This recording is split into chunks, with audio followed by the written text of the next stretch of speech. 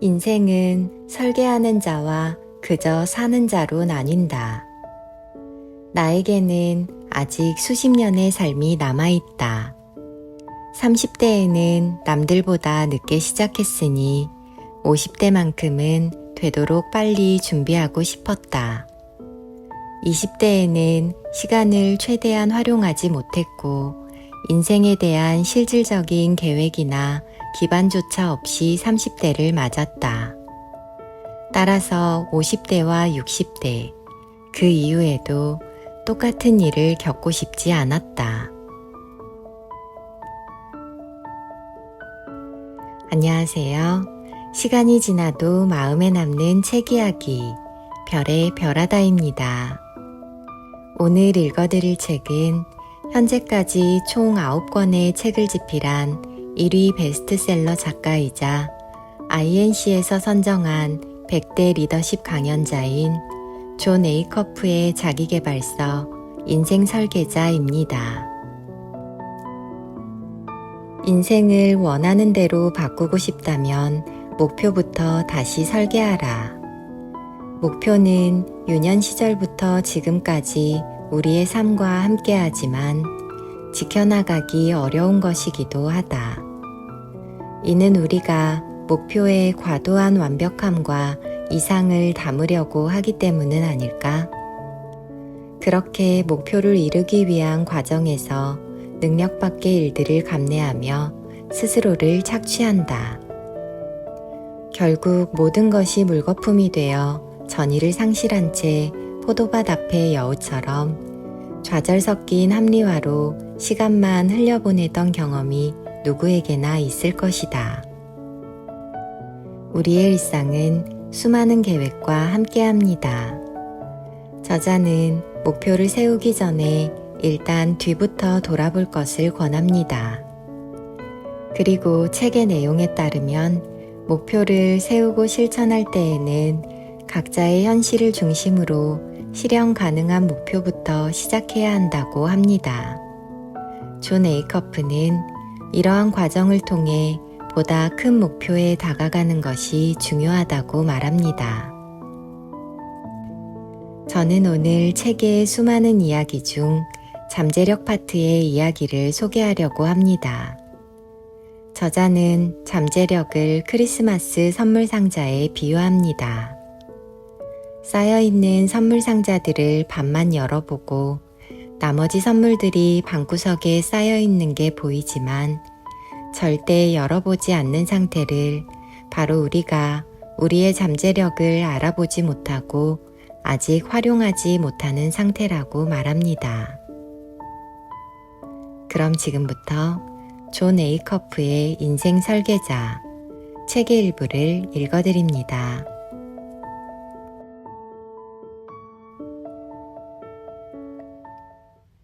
나 자신부터 변화하라. 내가 매일 상대하는 사람 중 가장 어려운 사람은 바로 나다. 몇백 달러를 투자해서 일주일에 몇 시간씩 헬스클럽에 다니면 더 오래 살 수 있다. 정말 놀라운 투자 수익이지 않은가? 하지만 평소에는 헬스클럽에 가기 싫어한다. 내가 매일 글을 쓰면 책을 출간할 수 있다. 이는 우리 아이들이 학자금 대출 없이 대학에 갈 수 있다는 뜻이다. 하지만 평소에는 글을 쓰고 싶은 마음이 잘 생기지 않는다. 친구들이 힘들 때 위로해주고 나 또한 그 반대의 상황일 때 깊고 오랜 관계를 지속할 수 있다. 이와 관련하여 약 80년 동안 사회적 고립을 연구해온 하버드대 연구진은 사회적으로 고립된 이들이 조기에 사망할 위험이 50에서 90% 더 높다는 사실을 발견했다. 그러한 사실을 알면서도 나는 평소에 스스로를 고립시키려고 한다. 특히 누군가가 문자 메시지 대신 전화를 걸면 짜증이 난다. 매일 열심히 이를 닦고 치실을 사용하면 신경치료를 받을 필요는 없을 것이다. 그러나 나는 평소에 늘 양치질과 치실 사용이 세상에서 가장 힘든 일인 것처럼 행동한다. 조금의 노력이라도 들인다면 장수, 대학 진학 및 은퇴 이후를 대비할 돈, 끈끈한 우정, 치과 치료가 필요 없는 나날 등 우리에게 엄청난 보상을 안겨주리라는 걸 알고 있다. 그러나 정작 우리는 나태한 버릇을 고치지 못한다. 최고의 순간 목록을 정리하면서 나의 잠재력을 떠올리지만 실천은 여전히 나에게 어렵다. 나의 인스타그램 양력에 기재된 공식 직함은 동기부여 연설가이다. 그러나 평소에 나조차도 동기부여가 힘든데 당신에게 동기를 부여하는 일은 더욱 어렵다. 그 이유는 분명하다. 난 어려운 일을 좋아하지 않는다. 왜냐면 어려우니까. 헬스클럽에 가지 않고 책을 쓰지 않고 친구들과 어울리지 않고 치실을 사용하지 않는 삶이 훨씬 쉽다. 순수한 의지력과 투지, 규칙은 나를 1, 2주 정도 지탱해 줄 수 있겠지만 결국에는 이런저런 핑계를 대면서 그만두게 된다. 그러나 나는 지금까지 만나온 사람 가운데 가장 설득력 있는 사람이다. 누군가 스스로의 앞길을 막는 사람은 우리 자신뿐이라 말하면 나는 속으로 수긍하며 아주 곤란한 놈이라고 맞장구 친다. 말로는 잠재력을 최대한 발휘하고 싶다고 하면서도 정작 당신의 조언을 모두 무시하는 친구가 있다면 당신은 그 친구에게 배신감을 느낄 것이다. 오늘부터 새로 시작하겠다는 말만 몇 달 또는 몇 년 동안 계속해서 늘어놓고 얼마 안 가서 조언과 반대되는 행동을 한다면 당신은 그 친구에게 화가 날 것이다. 내가 나의 고객이라면 애초부터 스스로를 해고했을 것이다. 이 상황이 연애였다면 나는 첫 데이트 도중 급한 전화가 온 척하며 도망갔을 것이다. 내가 타인이었다면 상대하기에 그리 번거롭지는 않았을 테지만 스스로를 없애기에는 불가능하지 않은가? 내 안에는 하나뿐인 내가 있다. 당신에게도 하나뿐인 당신이 있듯이 말이다. 새로운 최고의 순간을 만드는 일이 그리 간단하지 않았다면 나는 변화에 대한 스스로의 적극적인 저항에 굴복했을 것이다. 스스로의 잠재력을 최대한 활용하는 것이 몹시 복잡한 일이라면 얘기는 다르겠지만 그렇게까지는 어렵지는 않다. 확실한 최고의 순간인 저서출판을 원한다면 몇 가지의 확립된 절차를 거쳐야 한다.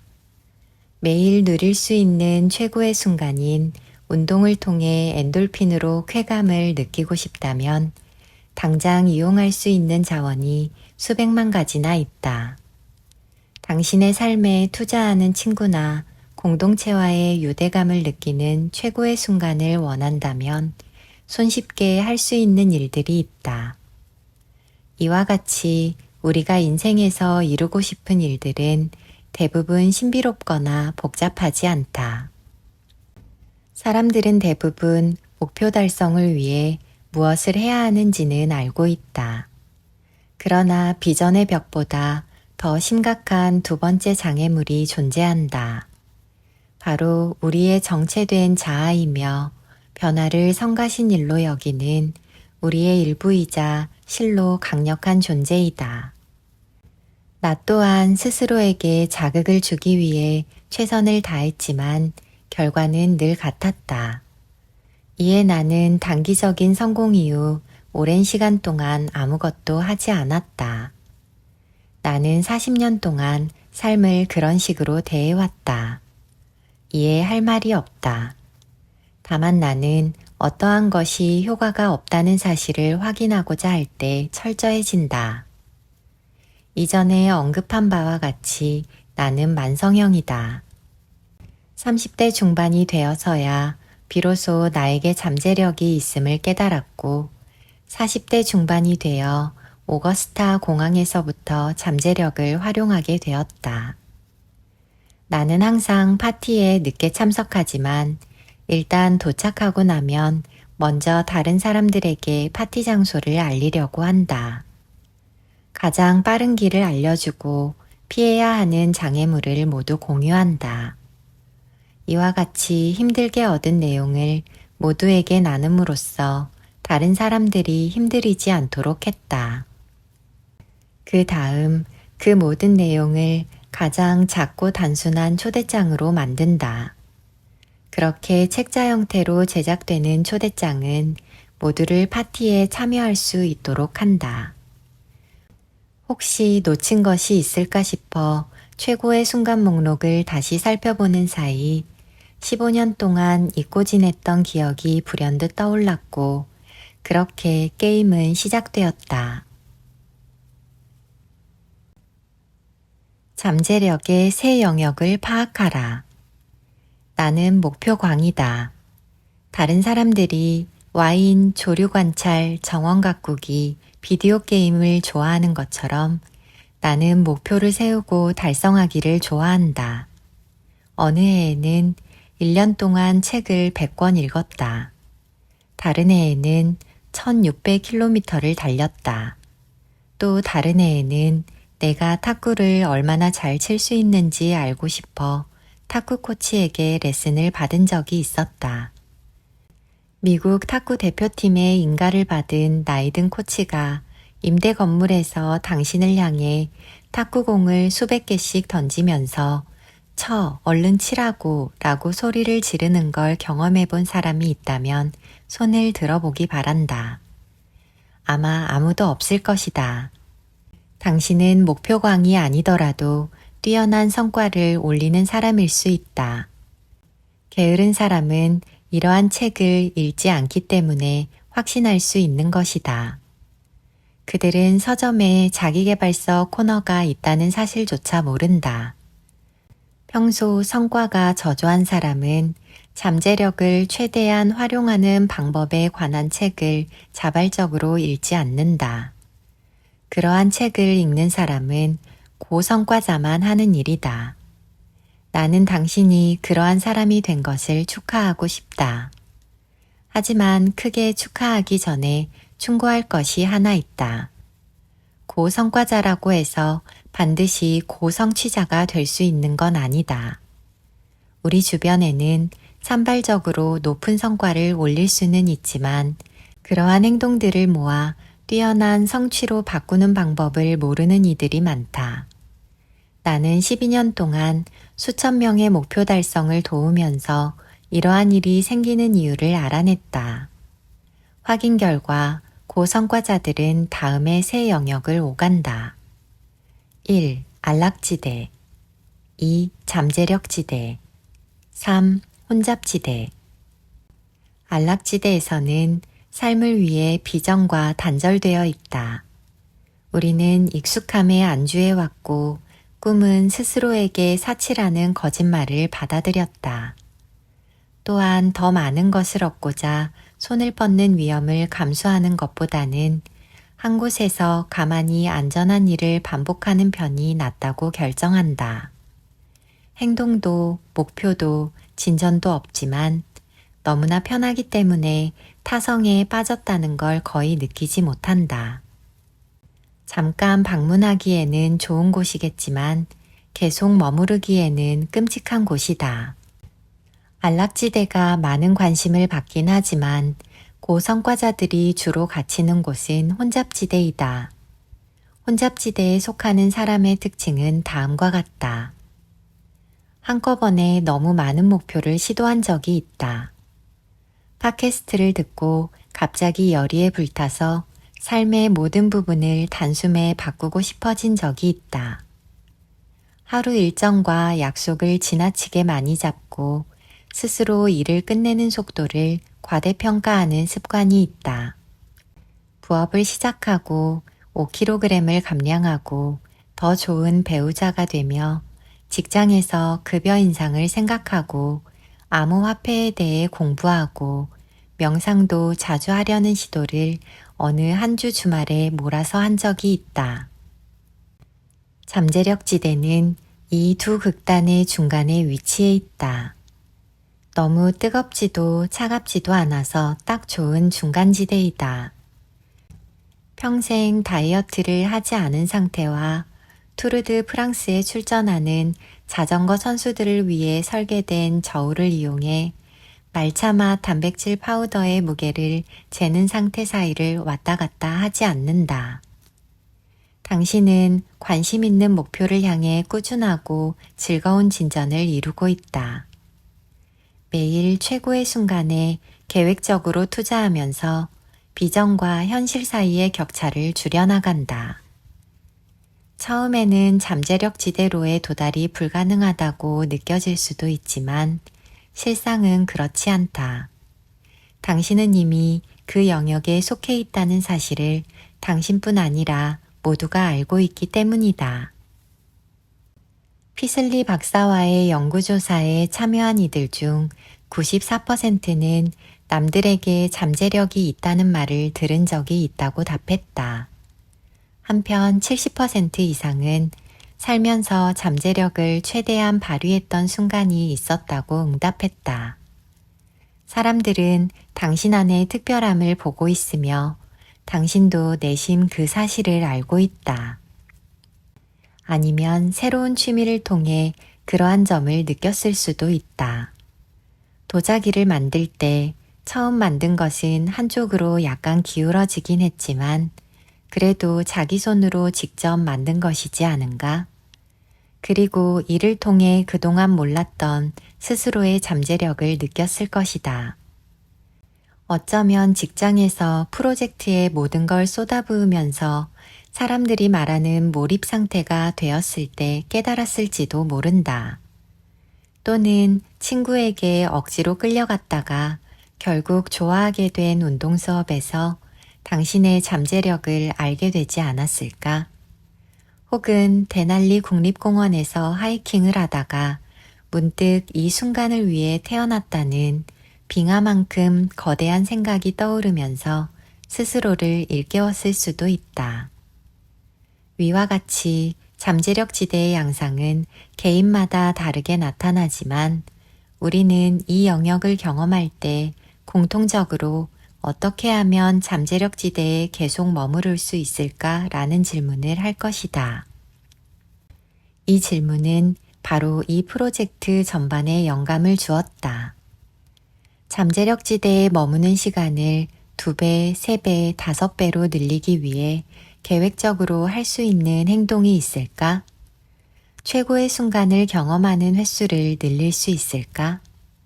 잠재력 지대의 관광객에서 주민이 되기 위해 할 수 있는 일이 있을까? 물론 있다. 그리고 당신과 같은 수천 명의 사람들이 그 질문에 답을 찾으려 노력하는 모습도 보았다. 하지만 안락지대가 너무 매력적이기에 쉽지는 않다. 나도 스스로의 안락지대를 벗어나고 싶지 않다.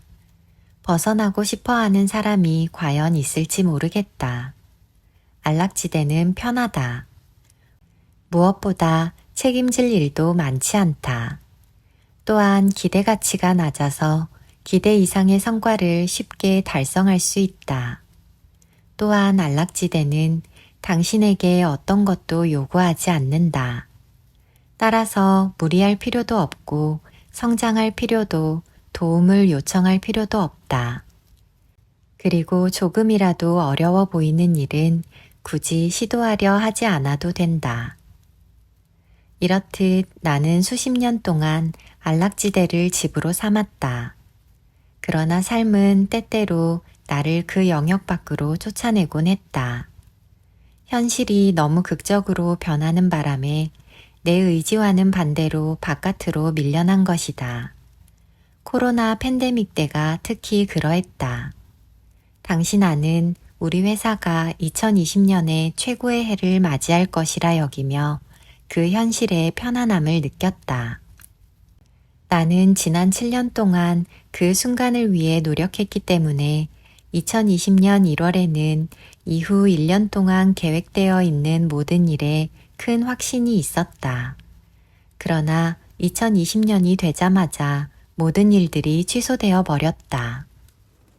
코로나19로 나는 스스로의 의사와 관계없이 안락지대 밖으로 쫓겨날 수밖에 없었다. 당시 나는 선택의 여지가 많지 않았기에 현장 행사 수익을 대체하기 위한 비대면 행사를 진행하고 팟캐스트를 진행했으며 온라인 강좌를 진행하는 법을 배워야 했다. 그 어려웠던 시간이 지나니 이제는 팟캐스트에 감사하고 있다. 그리고 온라인 강좌를 통해 사람들을 돕는 방법을 알게 되어 보람을 느낀다. 하지만 나는 기꺼이 안락지대를 떠난 적이 없었다. 억지로 끌려 나왔다. 그래서 화가 난 적도 있었다. 내 사업의 가장 큰 부분이 사라졌다는 사실을 깨달았을 때 하마터면 놓쳤을 새로운 기술을 배울 수 있는 정말 멋진 기회라는 생각이 바로 떠오르지는 않았다. 변화는 재미있어요 라는 말처럼 제 입으로 변화를 좋아하는 사람은 최소 거짓말쟁이이거나 소시오패스이다. 변화는 미친 짓이다. 처음 9개월 동안은 안락지대에서 벗어난 것이 싫었다.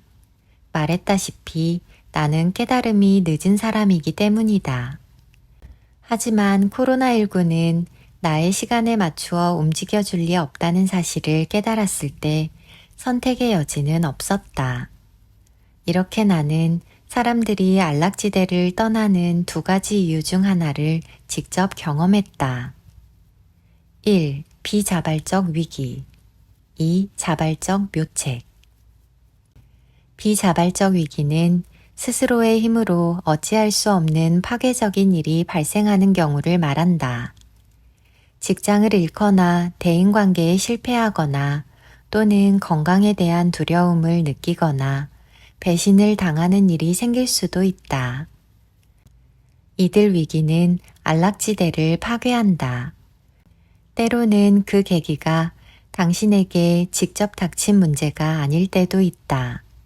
예컨대 친구나 친척이 겪은 위기를 목도하고 당신도 같은 일을 겪는 것을 피하고 싶어 안락지대를 떠나기로 결심할 수도 있다.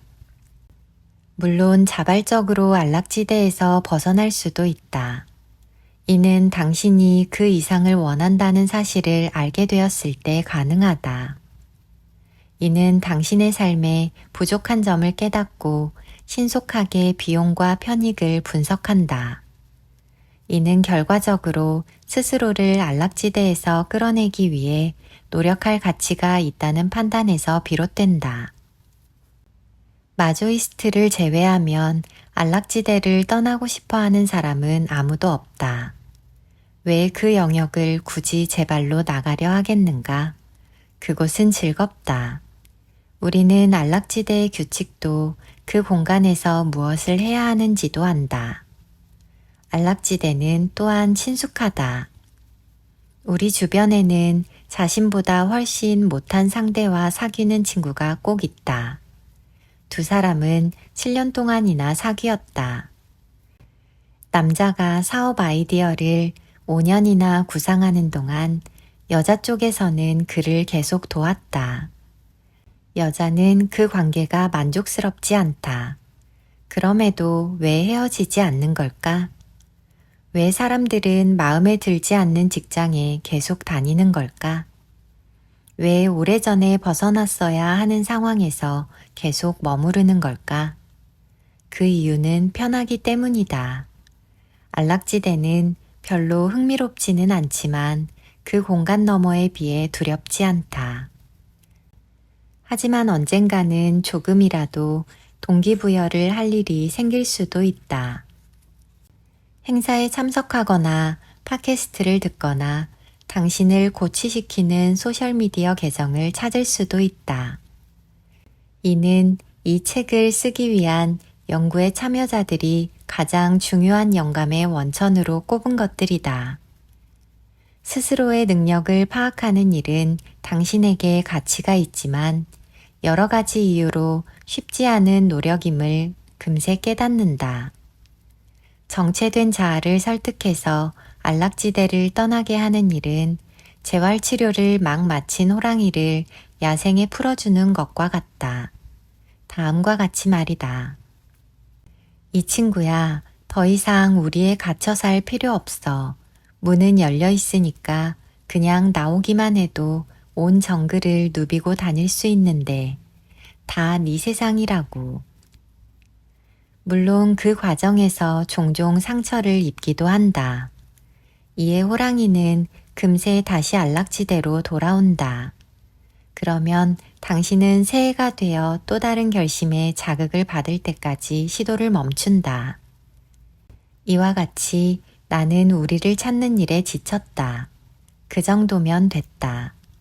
이에 안락지대가 중대한 적이라는 사실을 인정할 수밖에 없었다. 그렇게 나는 안락지대로 10년 넘게 힘든 시간을 보냈으니 간단하지만 조심스럽게 목표를 이루어 나가고자 한다. 위와 같이 주의하는 이유는 당신을 안락지대로 더 깊이 끌어들이고 싶지 않기 때문이다. 이 일에 수년간의 노력과 집중, 끈기가 필요하다는 것을 알게 된다면 손에 닿기도 힘든 구석으로 물러나려고 할 것이다. 누구나 그렇지 않을 이유는 없다. 새로운 목표를 시작하면서 앞으로 몇 년간 노력과 집중, 끈기를 쏟겠다고 약속하고 싶은 사람은 어디에도 없을 테니까 말이다. 나는 말콤 글래드웰을 좋아한다. 그러나 그가 K. 안데르스 에릭슨이 정의한 전문성에 관련된 설명은 실망스러웠다. 세계 최고 수준이 되려면 1만 시간이나 걸린다고? 내 잠재력을 발휘하기까지 1만 시간이나 남았다고? 잠깐 계산을 해보자. 하루에 10시간씩 목표에 집중한다면 3년 안에 전문가가 될 수 있다는 얘기인가? 매일 다른 일로 채울 수 있는 여가가 10시간이나 되는가? 새로운 목표 달성을 위해 이번 주에 70시간을 쓸 수 있는가? 그렇다. 위의 내용은 비현실적이다. 대신 하루에 1시간씩만 노력하는 것이 훨씬 수월하지 않겠는가? 그렇게 한다면 우리는 스스로의 잠재력에 도달하기까지 무려 27년이 걸린다. 솔직히 어려운 일이겠지만 앞으로 1만 일 동안 매일 1시간의 여가를 쓸 수 있다면 27년 뒤에야 본인의 잠재력을 활용할 수 있다. 나는 지금 47세인데 그러면 74세가 되어서야 비로소 진정한 내 모습을 갖출 수 있다는 얘기다. 74세라면 국회의원의 평균 나이보다는 젊은데 그때쯤이면 나는 노인 피클볼 리그를 평정하고 있을 것이다. 그러나 나는 나의 잠재력을 발휘하기 위해 그렇게까지 오래 기다리고 싶지는 않다. 당신도 그래서는 안 된다. 시작할 때부터 너무 부담을 주면 안락지대를 떠나고 싶어 하지 않는 우리의 자아가 눈치를 채고 달아나려 할 것이다. 따라서 나는 목표를 이루는 과정을 신중하고 간결하게 진행할 예정이다. 요령이 간단할수록 당신이 빠져들 가능성이 커지기 때문이다. 돌아온 비전의 벽. 잠재력이 곧 당신의 이상적인 모습과 현실 사이의 격차임을 깨닫는다면 곧바로 나의 인생 계획은 무엇인가에 대한 의문을 던질 것이다. 이는 합리적이지만 1장에서 언급한 비전의 벽을 깨우는 기폭제이기도 하다. 비전의 벽은 언제나 조건부 논리에 따라 최악의 가정을 제시하려 한다.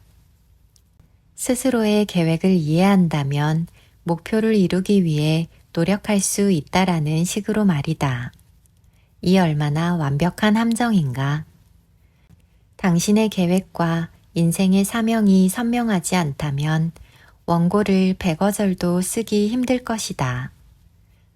또한 영혼의 근본, 즉 본질에 도달하지 못하면 동네 산책에조차 15분씩 시간을 쓰기도 어려울 것이다.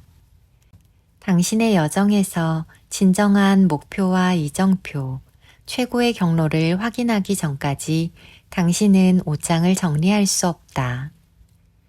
우선 목표에 대한 것들이 모두 선행되어야 우리는 비로소 목표 달성에 전념할 수 있다.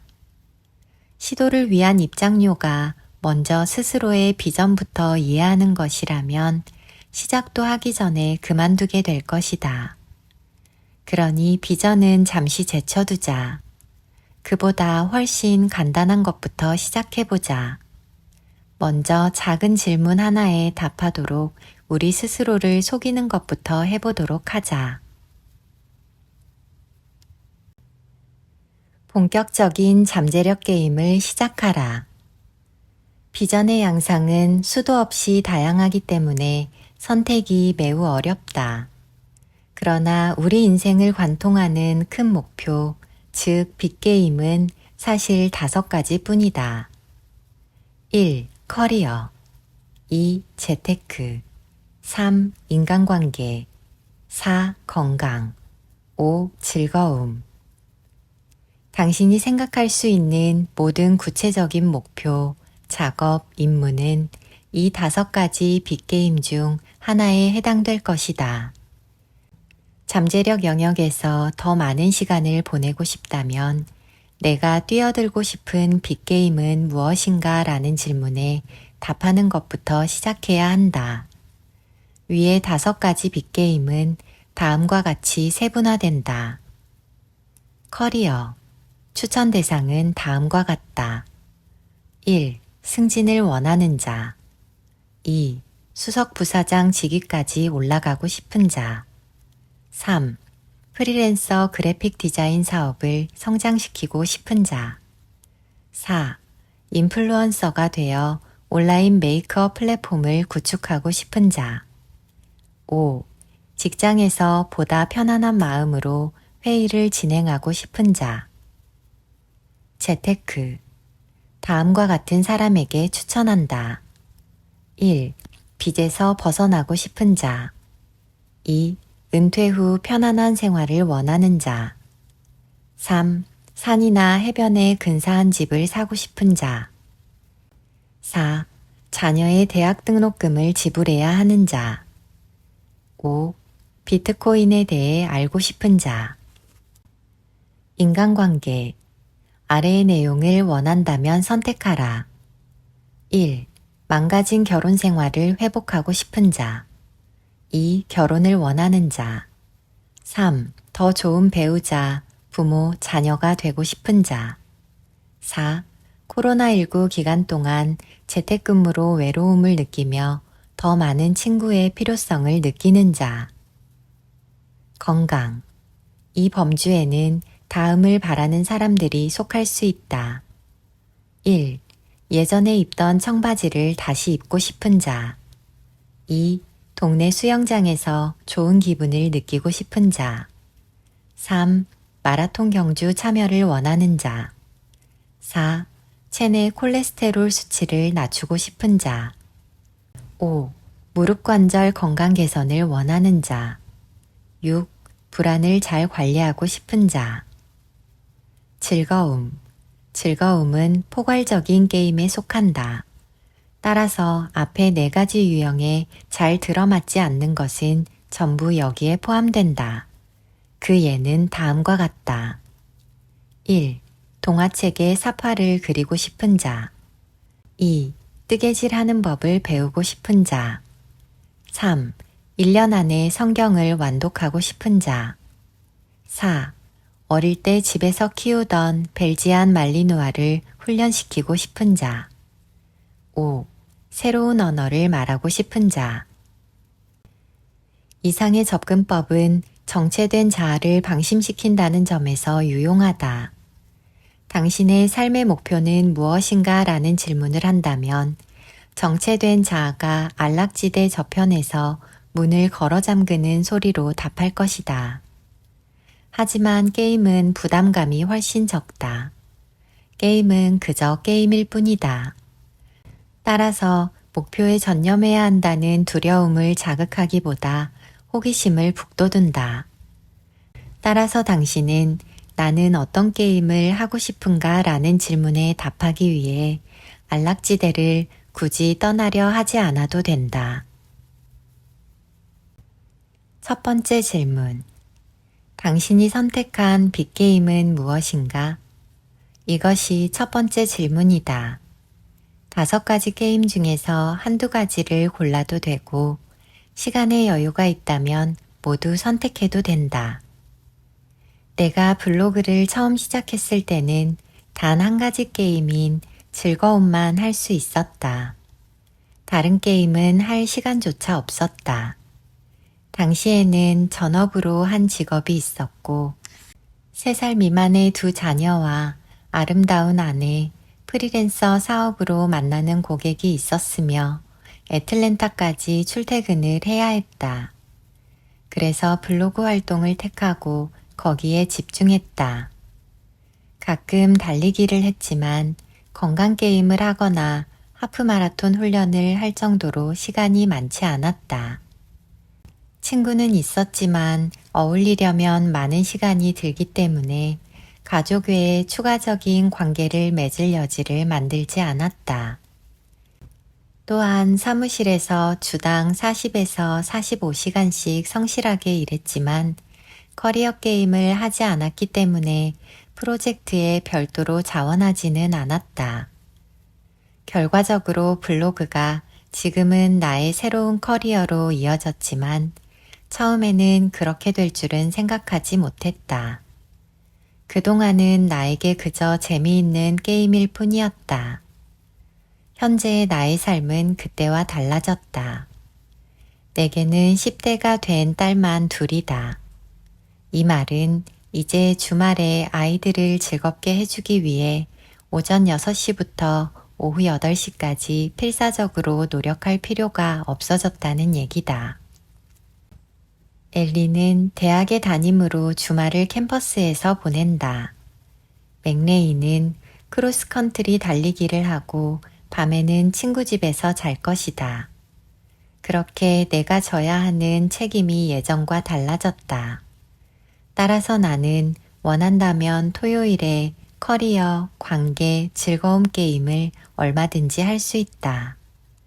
이와 같이 생애 주기를 고려하면 그러한 상황에 전혀 당황하지 않는다.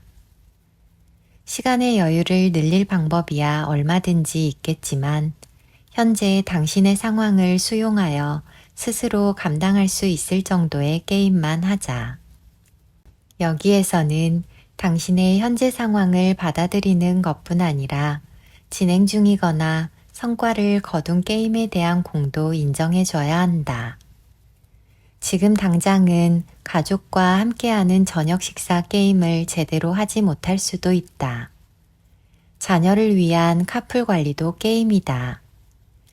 지금까지와 완전히 다른 하이브리드 근무 일정이라는 새로운 현실에 대처하는 것도 게임의 일환이다. 이와 같이 당신의 일정에 새로운 게임을 더는 채워 넣을 수 없다면 이는 당신이 무절제하기 때문이라서가 아니다. 이미 생각보다 많은 게임을 하고 있기 때문일 가능성이 크다. 새로운 게임을 할 준비가 되었다면 먼저 첫 번째 게임을 골라서 시작하자. 이 과정은 어떤 목표를 달성하고 싶은지 브레인스토밍 하기 위해 복잡한 창의적 연습을 거칠 필요도 없다. 최고의 순간 목록을 직접 만들어 봤다면 당신이 무엇을 특히 원하는지 이미 알고 있을 것이다. 그렇지 않더라도 오늘 당신은 이미 몇 가지 목표를 달성했다. 내가 이를 확신하는 이유는 나의 책, 온라인 강좌, 팟캐스트를 이용한 사람 가운데 존, 나는 꿈이나 계획이 없어요 라고 말하는 사람을 단 한 번도 만나본 적이 없기 때문이다. 높은 성과를 올리는 사람은 하고 싶은 일이 수십에서 수백 가지로 때로는 수천 가지나 있는데 그 중에서 하나만 선택하자. 꼭 완벽한 선택을 해야 한다는 법은 없다. 그보다 다음에 무엇을 할지 선택하는 것이 더 중요하다. 빠른 진행으로 당장 손쉬운 승리를 거두자. 선택지는 5개뿐이다. 이 게임의 규칙을 만드는 사람은 본인이기 때문에 실수할 리도 없다는 걸 기억하자. 당신이 선택한 즐거움에 커리어를 골랐어야 한다고 비난할 생각은 없다. 이것은 당신의 게임이니까. 게임을 완료하기 위한 조치에 대해서도 걱정할 필요 없다. 다음 장에서 게임을 누구나 달성 가능한 손쉬운 목표로 전환하는 5가지 구체적인 방법을 제시할 것이니 말이다. 따라서 지금 당장 시도할 게임 옆에 작은 별표를 그려두자. 그러면 2번째 질문에 답할 수 있을 것이다. 2번째 질문. 무엇을 얻을 것인가? 게임을 할 때 가장 귀중한 자원인 시간을 게임에 투자하기 전에 2번째 질문에 대한 답부터 먼저 알아야 한다. 그 질문은 내가 첫 질문 이후로 당신에게 묻고 싶은 것이다. 하지만 대답하기 전에 약속할 게 있다. 바로 이기적이지만 정직하게 행동해야 한다. 가식으로 일관한다면 안락지대에서 벗어날 수 없다. 나는 항상 동료 작가들에게서 그러한 모습을 본다. 그들은 책을 출간할 때가 되면 자신이 쓴 책으로 단 한 사람의 인생이라도 바뀐다면 보람을 느낄 것이라고 말하곤 한다. 아니, 그렇지 않다. 이는 전혀 사실이 아니다. 책을 쓰는 일은 어렵다. 절차는 간단해 보여도 실제 작업은 정말로 힘들다. 책을 쓰기 위해서는 당신의 자존심, 기대감, 그리고 당신을 멍청하다고 욕한 트위터 사용자의 말이 옳을지도 모른다는 두려움과 수천 시간 씨름을 해야 한다. 따라서 당신은 단 한 사람에게 도움을 주는 것만으로는 만족할 수 없을 것이다. 그러나 그것이 당신의 목표라면 차라리 30분을 투자해서 친구에게 이메일을 쓰도록 하자. 그 편이 훨씬 쉽다. 책 한 권을 쓰기 위해 온갖 수고를 다했다면 그보다 훨씬 큰 승리를 얻어야 한다.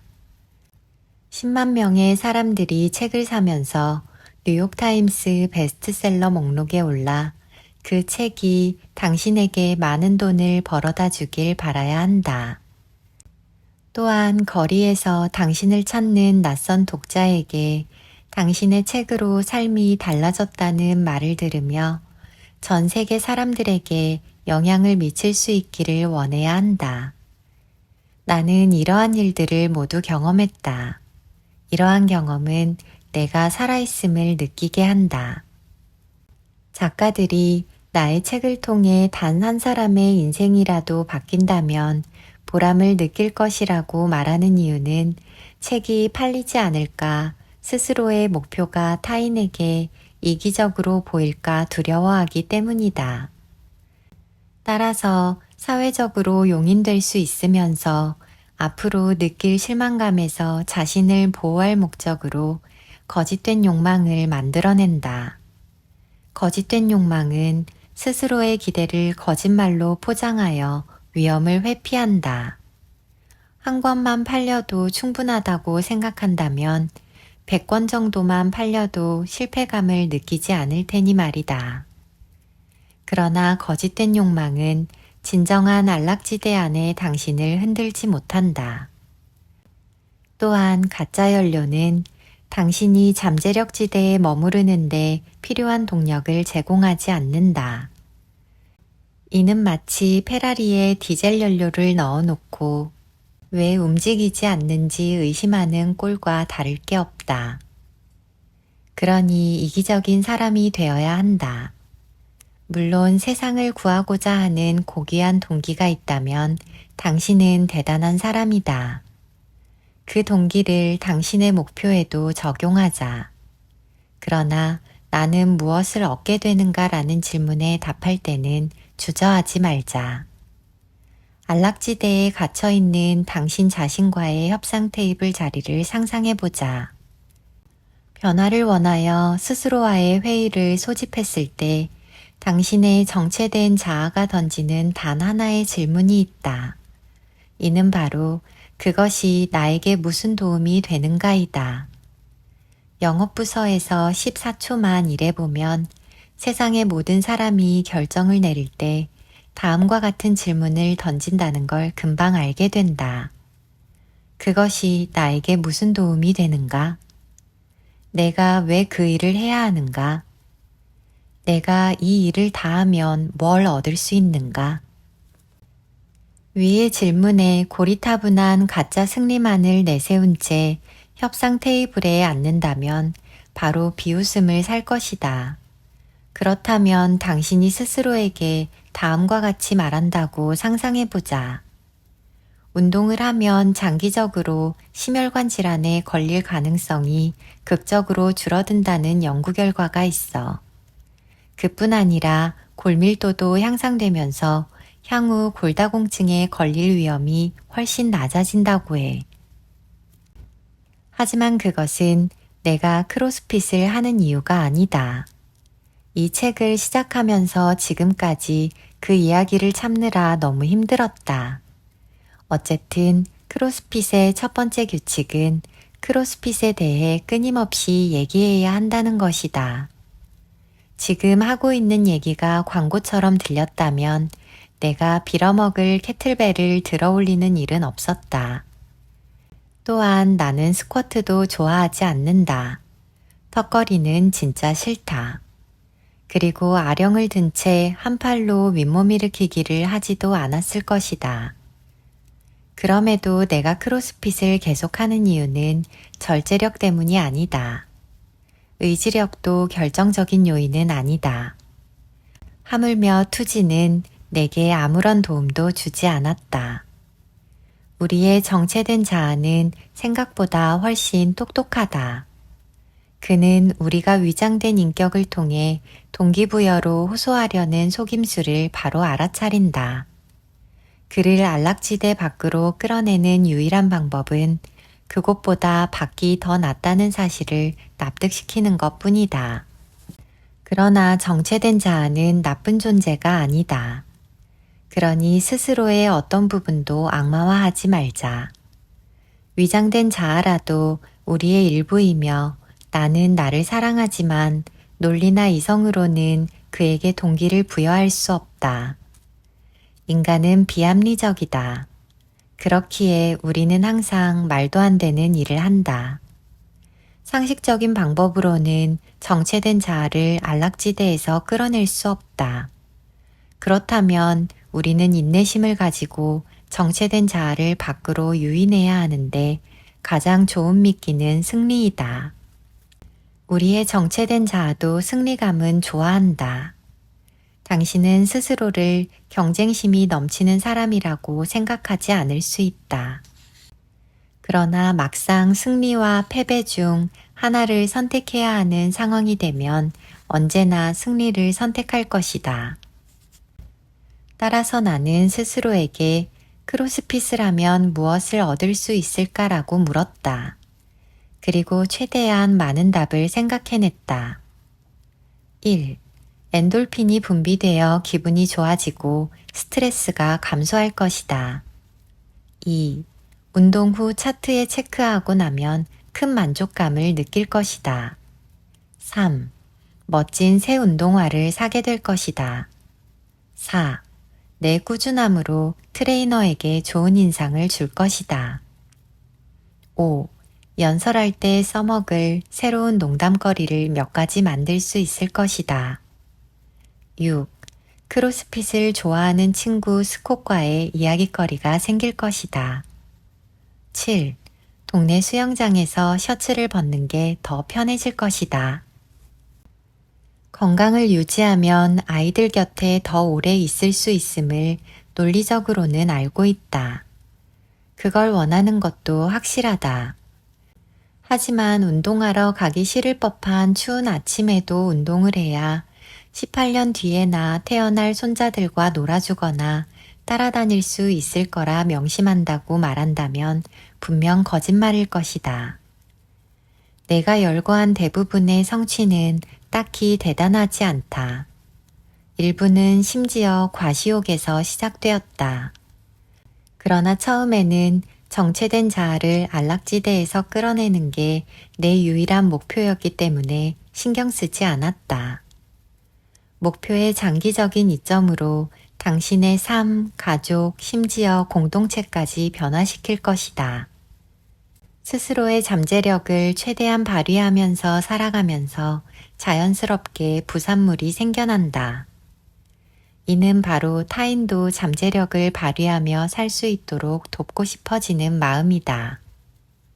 결과적으로 스스로에게서 비롯된 이 여정이 타인을 위한 봉사로 끝이 난다.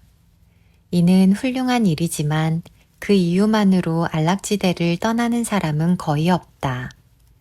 반면 공동체의 구성원을 돕겠다는 마음은 잠재력 지대에 머무는 가장 큰 이유에 속한다.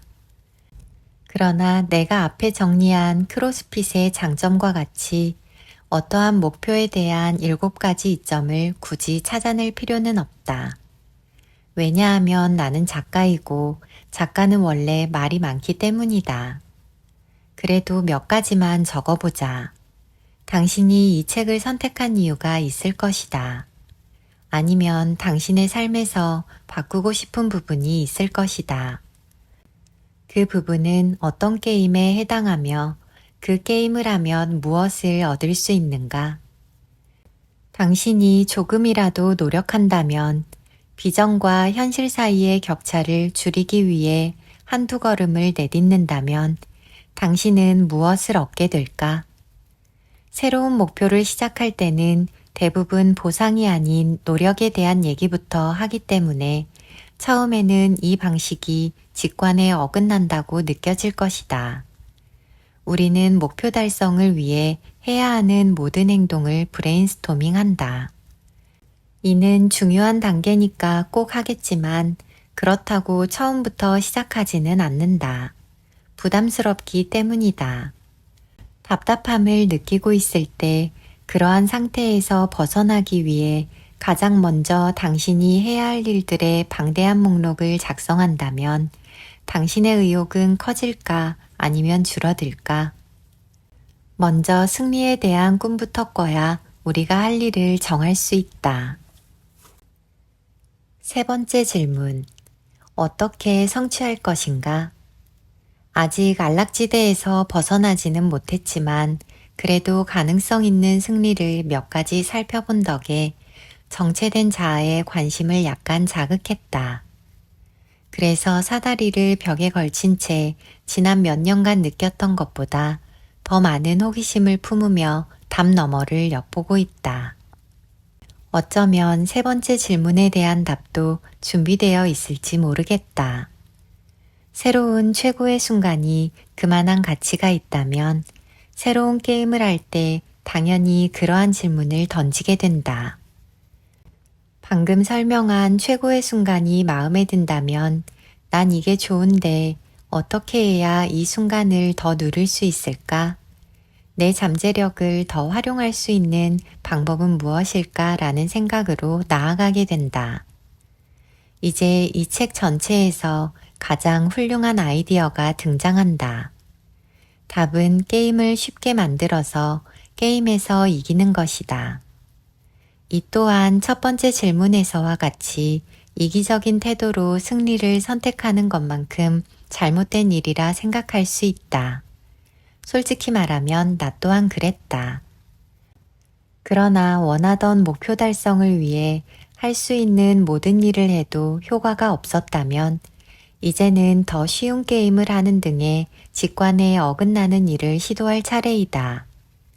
안락지대를 탈출하는 가장 좋은 방법은 승리의 크기를 키우되 노력은 적게 들이도록 하는 것이다. 나 또한 매우 성공한 사람들을 연구하기 전까지는 쉬운 게임을 제안하는 것에 다소 불편함을 느꼈다. 물론 실행 방식은 저마다 다르더라도 그들의 성과 측면에서 모두 비슷한 요소를 공유하고 있었다. 그 중 하나는 항상 게임을 이기기 쉽게 만든다는 것이다. 성공한 사람들은 성공을 위한 준비에 집착한다. 세계적인 최고의 리더십 사상가로 평가받으면서 수백만 권의 책을 판매한 경영 코치 마셜 골드스미스도 유명한 저서인 일 잘하는 당신이 성공을 못하는 20가지 비밀에서 그 사실을 인정했다. 그는 책을 통해 다음과 같이 말한다. 나는 어떤 일이든 스스로 쉽게 처리할 수 있도록 만든다. 또한 바보 같은 내기는 절대 하지 않는다. 그리고 성공 가능성이 매우 큰 고객과 일한다. 굳이 다른 방식으로 일하고 싶어 하는 사람이 어디 있겠는가? 물론 골드스미스에게만 해당되는 이야기는 아니다. 세계에서 가장 성공한 여러 기업에서 수십 년간 일한 골드스미스는 큰 성공을 거둔 이들에게서 다음과 같은 일관된 사실을 발견했다. 살면서 성공의 메커니즘을 곱씹으며 누군가의 성공과 실패의 원인을 궁금해하다 보면 그것이 바로 승자의 습관적인 특징임을 알게 될 것이다. 그들은 사전 준비를 스스로에게 유리하도록 한다. 그리고 이를 부끄럽게 여기지 않는다. 그러나 대부분의 사람들은 이를 더 쉽게 만들지 못하고 그 반대로 행동한다. 또한 목표에 대한 규칙을 만들 때 패배를 보장하는 규칙을 만든다. 나는 피니시를 쓰기 위한 조사를 하던 중 처음으로 그러한 현실에 부딪힌 적이 있다. 과거 마이크 피슬리 박사와 나는 약 900명의 사람들이 6개월 동안 목표 달성을 위해 노력하는 과정을 연구했다. 우리는 프로젝트 중반에 대부분의 참가자가 스스로 달성할 수 있는 목표를 과대평가하는 바람에 무의식적으로 불가능한 게임을 만들어 버렸음을 알게 되었다. 그들은 사전에 자신에게 유리하도록 준비를 하지 않았다. 그저 처음부터 매우 어려운 목표를 세웠고 이에 바로 좌절을 낳는 현실의 제약에 부딪혔다. 본질적으로 그들은 현실과 동떨어져 이상과 현실 사이의 격차 속에서 서서히 죽어가는 거대한 비전을 세우고 만 것이다. 우리는 문제를 해결하기 위해 대상자에게 목표의 양을 절반으로 줄이도록 권했다. 그리고 이에 따른 생긴 결과는 놀라웠다. 이와 같은 흔치 않은 접근법을 택한 사람들의 성공률은 63% 더 높았다. 나는 강연 전에 위의 아이디어를 프레젠테이션 슬라이드에 담아 고객에게 보내면 전화가 꼭 걸려온다. 그리고 우리 영업팀에게 올해 제품을 절반만 판매하라고 하는 그 최악의 아이디어는 빼달라고 말한다. 그러나 그 아이디어는 규범이 아니다. 프로젝트 초기에 잘못된 비전을 설정했다가 중간에 절반으로 줄인다고 성공하지는 않는다. 위의 통계 수치는 목표 달성을 시작할 때 사람들이 쓸데없이 어렵게 만든 게임으로 실패에 빠지는 경우가 얼마나 많은지 보여준다. 이러한 일이 생기는 원인은 주로 다음과 같은 3가지 이유 때문이다. 1. 고의적인 한계 설정. 애초부터 규칙과 기대를 불가능한 수준으로 만들면 금방 실패하더라도 스스로를 탓하지 않는다. 바로 처음부터 설정한 규칙과 기대 탓으로 돌린다. 대도약의 저자 게이 핸드릭스는 이를 상한선 문제라고 부른다. 사람들은 대체로 성공에 허용 가능한 한계를 정한다. 이는 자신이 가족보다 더 성공하거나 겸손함을 버리게 될까 걱정하거나 또는 단순히 행복해질 자격이 없다고 생각하기 때문이다. 그리고 상한선에 가까워지면 본의 아닌 자기 파괴 행위로 목표에서 물러나게 된다. 2. 자기인식 부족. 스스로에 대해 조금이라도 알지 못한다면 성취에 도움이 되는 규칙을 만들기가 어렵다. 만약 자신이 아침형 인간이라는 사실을 깨닫지 못했다면 창의력이 가장 떨어지는 시간대인 늦은 오후에 중요한 업무를 한꺼번에 처리하려고 할 수도 있다. 이에 가장 힘든 일을 아침에 가장 먼저 하라 같은 규칙은 나에게 큰 도움이 될 것이다. 그러나 무엇이 나를 움직이는지 잘 모른다면 그러한 규칙을 만들지도 않았을 것이다. 그렇게 된다면 나는 하루를 쉽게 보내면서 얻을 수 있는 이점을 모두 놓치게 될 것이다. 이는 최고의 순간 목록을 만드는 일이 왜 유용한지를 시사한다. 그 목록은 당신에게 스스로의 진정한 모습을 보여주기 때문이다. 3. 불안감. 목표는 가늠하기 어려워야 한다는 무언의 규칙이 존재한다면 혼자서 쉬운 규칙을 만드는 일이 부정행위처럼 느껴질 것이다. 목표가 충분히 어렵지 않으면 엄격한 규칙으로 게임을 더 어렵게 만든다. 이는 정체된 자아가 변화를 포기하도록 한다. 이 책은 자기인식에 분명히 도움이 될 것이다. 다만 자기 파괴 행위와 죄책감의 근원을 탐구하고 싶다면 반드시 상담 전문가를 만나도록 하자. 그것은 내 능력 밖의 일이다. 나는 실패할 수 없을 만큼 낮은 기준을 정하고 빠르게 승리를 쟁취해야 노력하려는 마음이 지속된다고 생각한다. 게임에서의 빠른 승리는 일에 더 빠르게 몰입하도록 한다. 또한 더 자주 승리할수록 그만큼 시도의 횟수도 많아진다. 이와 같이 몇 차례의 빠른 승리를 통해 안락지대가 의외로 넓지 않다는 비밀을 알게 될 것이다. 따라서 안락지대를 빠져나가기 위해 몇 달을 힘들 필요가 없다. 안락지대는 높아 보여도 정작 폭은 좁기 때문이다. 따라서 외형적으로 극복하기 힘들어 보여도 막상 통과하는 데에는 몇 분밖에 걸리지 않는다. 처음으로 흘린 땀 한 방울, 책 첫머리를 장식할 100여 개의 어절, 처음 방문한 고객들 등 초반에 빠르게 거둔 승리가 안락지대를 나가도록 도울 것이다. 그렇다면 우리는 어떻게 해야 승리를 거둘 수 있을까? 그 대답은 바로 쉬운 목표를 세우면 된다. 목표란 클수록 좋다는 착각에서 벗어나라. 2021년에 내가 떠올린 아이디어는 1132개였다. 이는 2021년에 고안한 아이디어가 엄청나게 많았다는 얘기를 하려는 게 아니다. 정확히 1132개의 아이디어가 있었다는 뜻이다. 그 사실을 기억하는 이유는 1년 내내 공책에 숫자를 매겨가면서 아이디어를 적어 놓았기 때문이다. 나는 작가들이 글을 쓰는 능력을 상실하는 증상인 지필자 장애가 생기는 이유는 잘 모른다. 그러나 아이디어 파산은 확실히 존재한다고 생각한다. 자리에 앉았는데 글을 쓸 수 없다면 아이디어 저장소가 비었다는 뜻이다.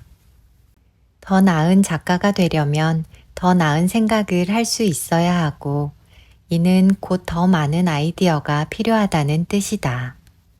나는 그 희망을 목표로 삼았으며 조금씩 나아지고 있다. 그렇게 나는 2022년에 1563개의 아이디어를 보유하게 되었다. 2020년 6월에는 30일 중 28일간 비타민을 섭취했다. 그리고 같은 해 10월에는 31일 중 26일 동안 아침에 일어나자마자 침대를 정리했다. 나는 에너지가 넘치는 탓에 자기 싫어서 숨으려고 하는 8살짜리 아이처럼 계단을 뛰어 올라가려고 한다. 그러다 보니 언젠가는 넘어져 뼈가 부러질지도 몰라 그 습관을 바꾸기로 했다. 한편 지난달에는 30일 중 27일간 나에 대한 무례한 행동에도 못 본 채 했다. 이에 나는 가장 바보 같은 일에 기분이 상했음을 깨달았고 이를 고칠 수 있는지 가늠해 봤다. 위와 같이 내가 스스로를 목표광이라 칭하는 것은 결코 과장이 아니다. 나는 수백 가지 유형의 목표를 시도했으며 수천 명의 사람들이 수천 가지 목표에 도전할 수 있도록 도왔다. 그렇게 살아오는 동안 나는 잠재력을 최대한 활용하는데 가장 생산적인 다음 세 가지 유형의 목표를 알게 되었다. 1. 쉬운 목표. 2. 중간 목표. 3. 보장 목표. 위의 세 가지 목표는 서로 비슷해 보여도 성취하는 내용은 각기 다르다. 쉬운 목표는 안락지대에서 벗어나도록 도와준다. 중간 목표는 혼잡지대를 피하는 데 도움을 준다. 그리고 보장 목표는 잠재력 지대에 머물 수 있도록 돕는다. 내가 아는 사람들은 대부분 야망에 차서 보장 목표부터 세우고 싶어 한다. 뭐 아니면 도라는 말은 재미있는 표현이지만 여기에 담긴 정서는 인스타그램에서 유행하는 최악의 명언보다 더 많은 사람을 안락지대로 돌려보낸다.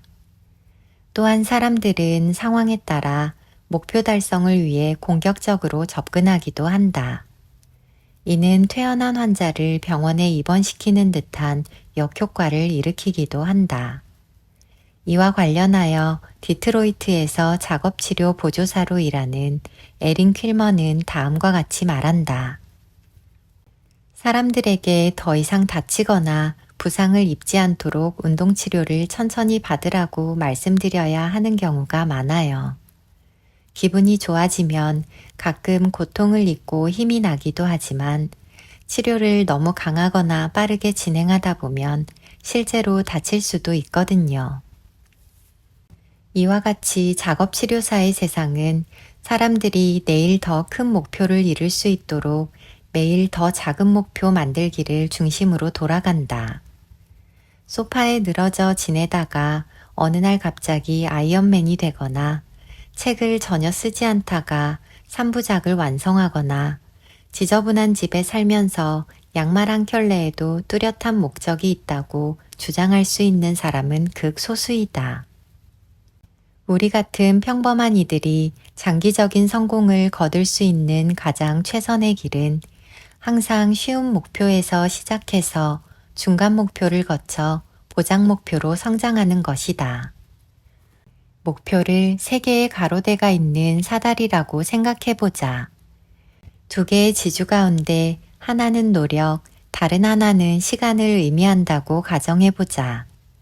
그러면 쉬운 목표에서 중간 목표, 보장 목표까지 더 높이 올라갈수록 목표를 달성하기 위해 필요한 노력과 시간도 그만큼 늘어난다.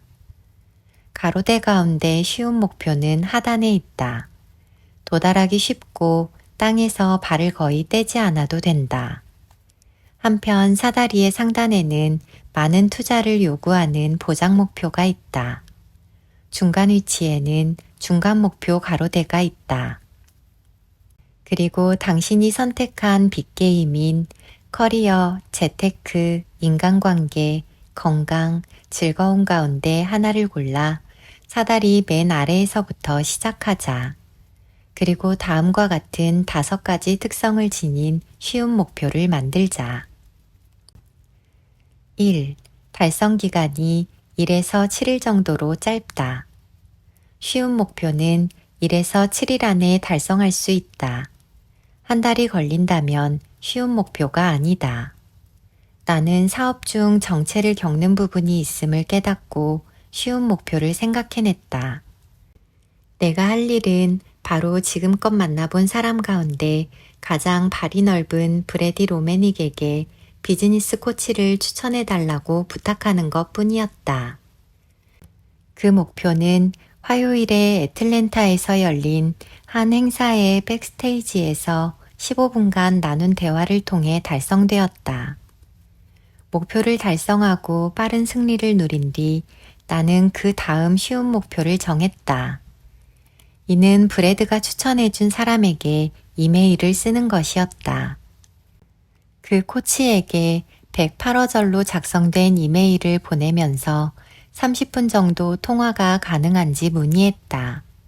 그러자 바로 전화가 왔다. 그렇게 나는 일주일 만에 쉬운 목표 3가지를 달성한 것이다. 그러나 나는 사업을 개편하지 않았다. 그랬다가는 내 정체된 자아가 당장 안락지대로 돌아가 버렸을 것이다. 대신 단 일주일만 시도할 테니 무슨 일이 일어나는지 보자며 스스로를 설득했을 뿐이었다. 물론 몇 주 동안 연달아 쉬운 목표를 반복할 수도 있겠지만 나는 최대 7일 단위로만 생각했다. 기간을 짧게 잡으면 어떠한 일을 한번 시도할 때 영원히 계속해야 한다는 두려움이 사라진다. 특히 완벽주의자들이 새로운 목표에 대한 시도를 거부하는 이유는 그 일을 평생 계속해야 하는 것처럼 느껴지기 때문이다. 우리는 승자라면 절대 포기하지 않는다는 잘못된 생각을 하고 있다. 그러나 쉬운 목표는 그 반대이다. 쉬운 목표는 결혼이 아니라 잠깐씩 즐기는 데이트와 같다. 목표가 자신에게 맞지 않는다고 판단되면 하루 또는 일주일 뒤에 예정된 종료일을 기다리면 된다. 2. 첫 단계부터 명료하다. 목표를 시작할 때 약간의 혼선이라도 생기면 정체된 자아가 바로 반칙이라고 외칠 것이다. 쉬운 목표를 활용하면 작가 에밀리 피 프리먼의 말처럼 다음에 할 정확한 일을 알아낼 수 있다. 나의 경우 처음에는 크로스핏을 배우는 게 전혀 어렵지 않았다. 이웃 사람인 케일럽 그레고리가 우리 동네에서 가장 인기 있는 헬스클럽 중 하나인 크로스핏 이스트 내슈빌의 운영자였기 때문이다. 나는 처음으로 그에게 트레이닝을 받고 싶다고 말했다. 그리고 2번째로 그의 전화번호를 받았다. 그 다음 3번째로 문자를 보내 만날 시간을 정했다. 그렇게 4번째로 그의 집에 방문하여 크로스핏 전문가답게 독특하게 개조된 차고에서 그와 함께 간단한 평가를 받았다. 그리고 5번째로 그와 나눈 대화를 메모하여 나의 진행 상황을 추적하기 위해 마이크로소프트 워드로 만든 간단한 차트에 기록했다.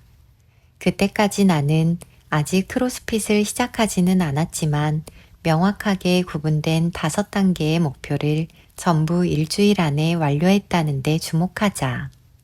쉬운 목표는 바로 이러한 것을 두고 하는 말이다. 3. 비용이 많이 들지 않는다.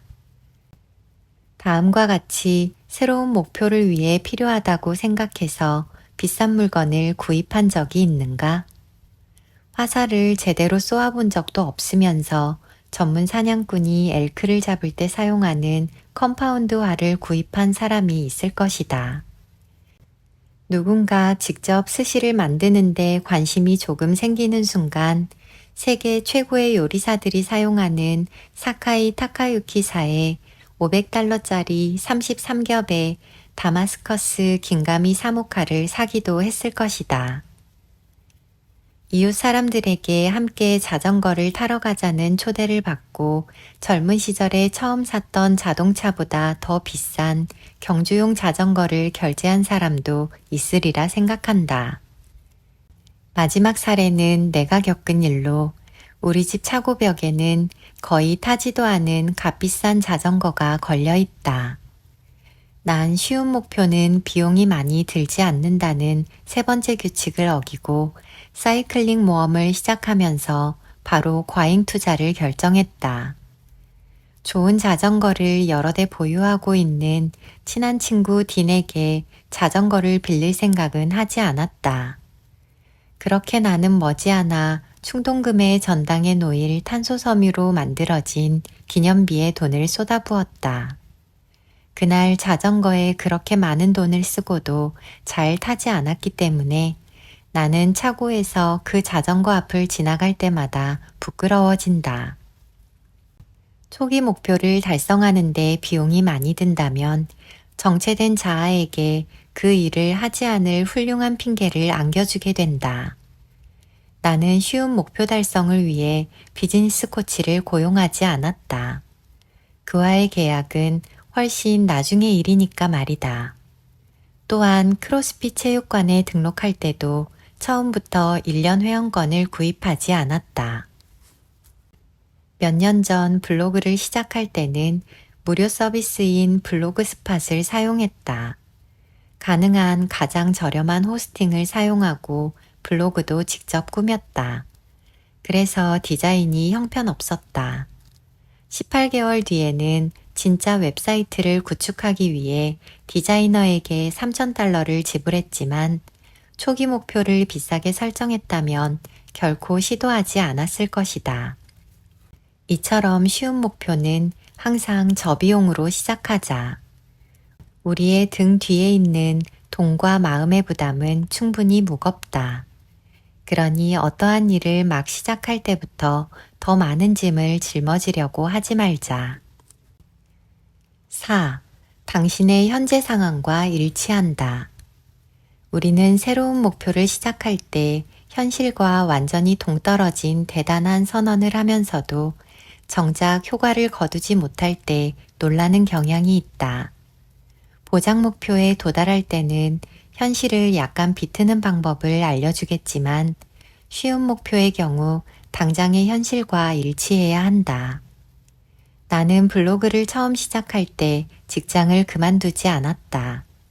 그 극적인 행동은 아마 다음과 같이 인스타그램에서 좋은 이야깃거리가 될 것이다. 난 단돈 $9와 연필 한 자루만 들고 파라과이로 이사했다처럼 말이다. 하지만 나는 그렇게 하지 않았다. 대신 블로그를 시작하기 위해 일주일에 몇 번씩 30분 정도 글을 쓸 수 있는 시간을 마련했다. 그 정도는 쉽다. 나는 현재 일정상 일주일에 한 번만 헬스클럽에 갈 수 있다. 그래서 이번 주에는 적어도 5번 이상은 가겠다고 약속하는 건 대단한 행동처럼 보인다. 그러나 이는 사실 저절로 실패할 준비를 하는 것이나 다름없다. 쉬운 목표를 달성하기 위해 지금 처한 현실을 굳이 전체적으로 점검할 필요는 없다. 이는 기껏해야 일주일에 사용할 수 있는 시간의 1% 정도, 즉 2시간 미만이 소요된다. 그 시간을 우리의 시간이 허락하는 지점에 맞춰 넣으면 된다. 기혼자의 경우 우리가 자주 얘기하는 대규모 계획보다 쉬운 목표가 초기에 배우자의 지원을 받기가 훨씬 쉽다. 5. 부족하다는 느낌이 들게 한다. 안락지대에서 벗어난 고성과자는 항상 더 많은 걸 원한다. 크로스핏 체육관에서 일주일 동안 쉬운 목표를 달성한 뒤 나는 케일럽 트레이너에게 다음과 같이 말했다.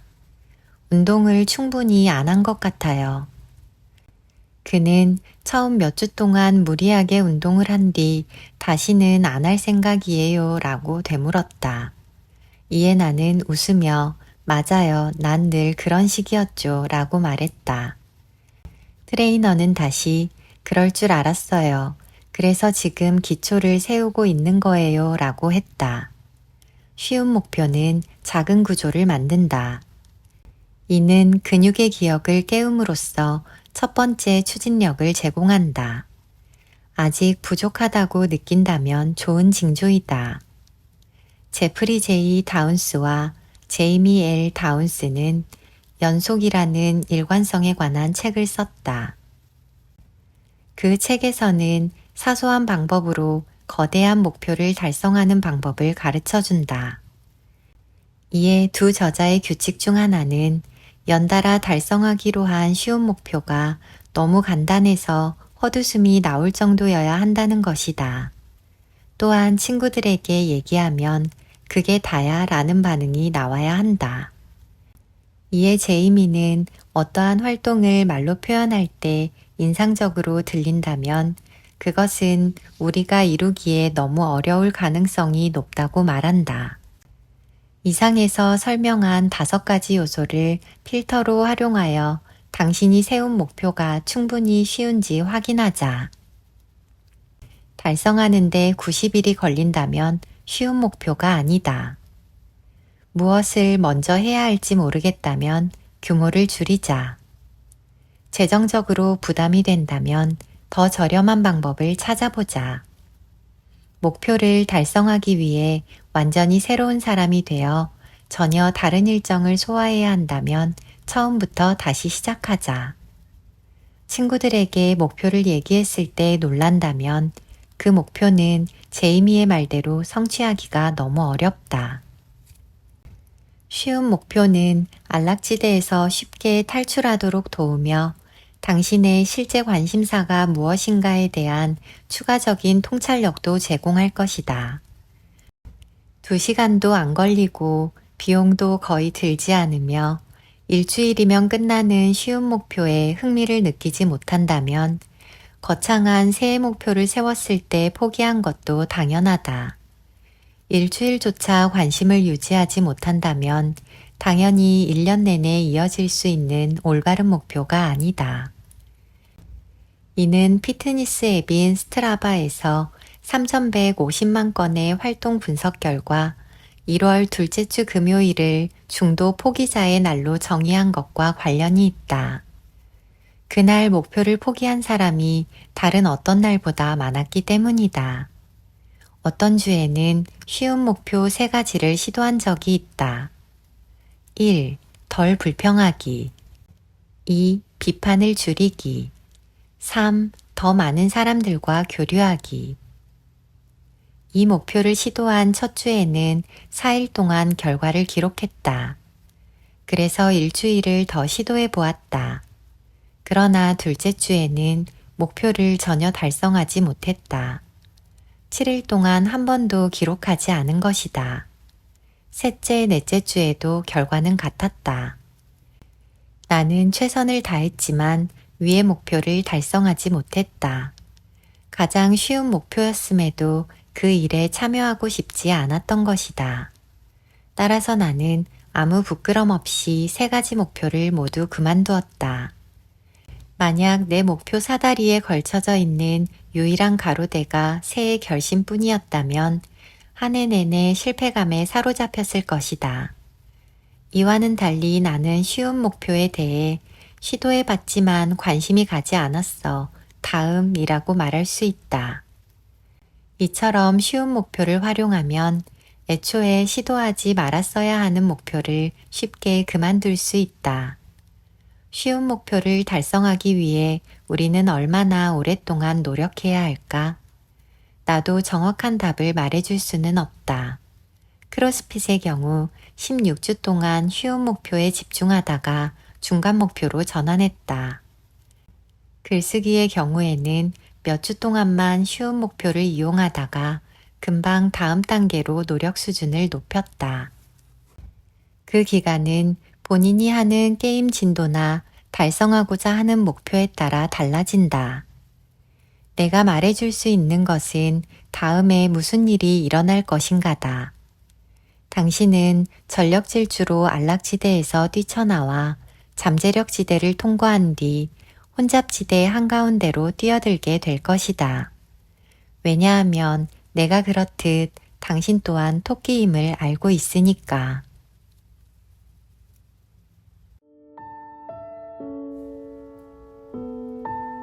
오늘 준비한 책 이야기는 여기까지입니다.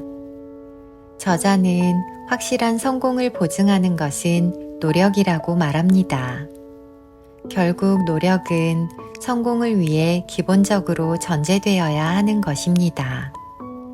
이는 모든 목표 실천의 단계에 동등하게 적용됩니다. 이러한 점에서 노력은 또한 목표의 과정을 수행하는 과정에서 나와 목표 그리고 잠재력 간의 약속이라 할 수 있습니다. 극심한 변화로 확실한 미래를 예측하기 어려워진 지금, 노력의 가치가 점차 폄하되는 상황에서도 저자는 노력의 가치를 존중합니다.